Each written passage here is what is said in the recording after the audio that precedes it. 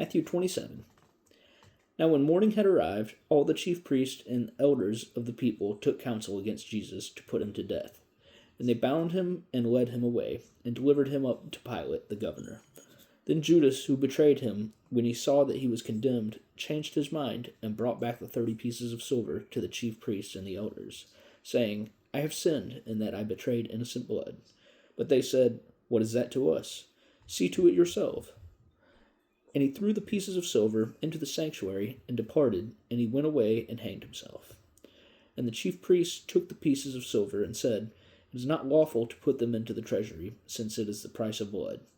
And they took counsel, and bought with them the potter's field, to bury strangers in. Therefore that field is called to this day the field of blood. Then was fulfilled what was spoken through Jeremiah the prophet, saying, And they took the 30 pieces of silver, the price of him on whom a price had been set by some of the sons of Israel. And they gave them for the potter's field, as the Lord directed them. Now Jesus stood before the governor, and the governor asked him, Are you the king of the Jews? And Jesus said to him, You say it. And when he was accused by the chief priests and elders, he said nothing. Then Pilate said to him, Do you not hear how many things they testify against you? And he gave him no answer, not even one word, so much so that the governor was astonished. Now at the feast the governor was accustomed to release for the crowd any one prisoner whom they wanted, and they had then a notable prisoner called Barabbas. Therefore, when they were gathered together, Pilate said to them, Who do you want me to release to you, Barabbas or Jesus, who is called Christ? For he knew that they had delivered him up out of envy. And while he was sitting on the judgment seat, his wife sent a message to him, saying, Have nothing to do with that righteous man, for I have suffered many things this day in a dream because of him. Now the chief priests and the elders persuaded the crowds that they should ask for Barabbas and destroy Jesus. But the governor answered and said to them, Which of the two do you want me to release to you? And they said, Barabbas. Pilate said to them, What then shall I do to Jesus who is called Christ? They all said, Let him be crucified. And he said, Why, what evil has he done? But they cried out exceedingly, saying, Let him be crucified. So when Pilate saw that he was gaining nothing, but rather that a riot was beginning, he took water and washed his hands before the crowd, saying, I am innocent of this man's blood. See to it yourselves. And all the people answered and said, His blood is on us and on our children. Then he released Barabbas to them, but Jesus he scourged and delivered to be crucified. Then the soldiers of the governor took Jesus into the praetorium, and the whole battalion gathered around him. And they stripped him and put on him a scarlet robe.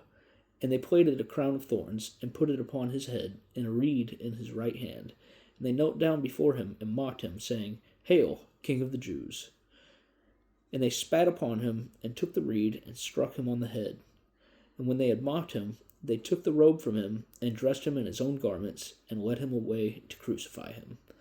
And as they came out, they found a man of Cyrene, Simon by name, whom they forced to carry the cross. And when they came to a place called Golgotha, that is to say, the place of a skull, they gave him wine to drink, mingled with gall. And when he had tasted it, he would not drink it. When they had crucified him, they divided his garments among them by casting lots. And they sat there and watched him. And over his head they put the written accusation against him, which read, This is Jesus, the King of the Jews. 2 robbers were crucified with him, one on his right hand and one on his left. And they that passed by derided him, wagging their heads, and saying, You that would destroy the temple and rebuild it in 3 days, save yourself. If you are the Son of God, come down from the cross.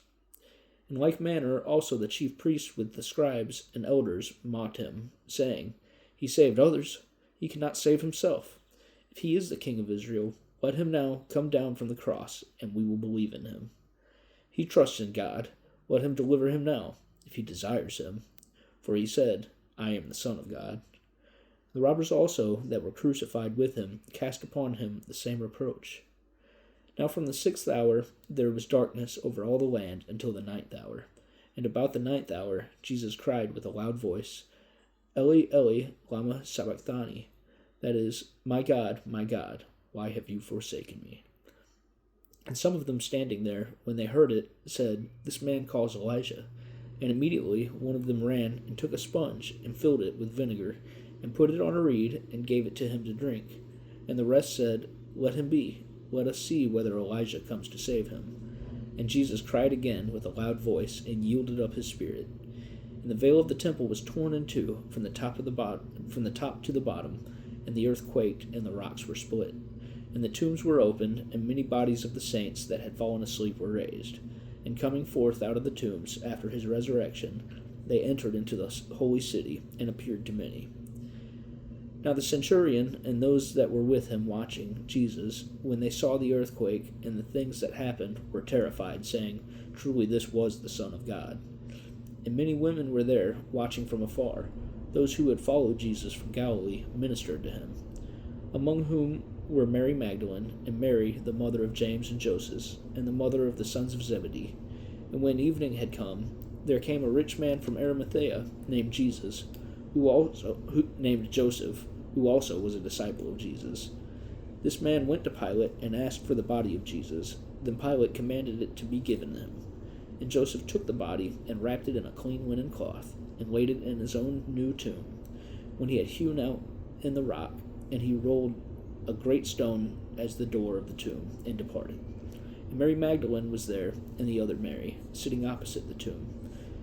Now the next day, which is the day after the preparation, the chief priests and the Pharisees gathered together before Pilate, saying, "Sir, we remember that deceiver said, when he was still alive, 'After 3 days I will rise again.' Therefore command that the tomb be made secure until the 3rd day, lest his disciples come and steal him away, and say to the people, 'He is risen from the dead,' and so the last error will be worse than the first." Pilate said to them, "You have a guard, go make it as secure as you can." So they went and made the tomb secure by sealing the stone and setting a guard.